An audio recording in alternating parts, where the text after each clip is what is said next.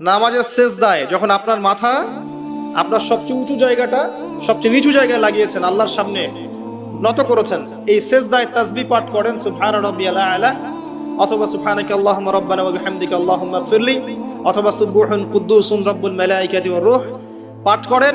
করার পর দোয়া করেন। সেজদায় যে দোয়াই করবেন ইনশাআল্লাহ কবুল হয়ে যাবে। সেজদায় যে দোয়াই করবেন ইনশাআল্লাহ কবুল হয়ে যাবে। বলেন সুবহানাল্লাহ। নবী সাল্লাল্লাহু আলাইহি ওয়াসাল্লাম বলেছেন, বান্দা সেজদায় আল্লাহর যতটা কাছে থাকে অন্য কোনো সময় এত কাছে যেতে পারবে না।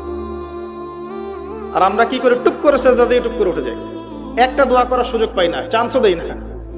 সেজদায় দোয়া কবুল হয়, প্রত্যেকটা সেজদায় একটা করে দোয়া করেন না, একটা করে দোয়া করেন।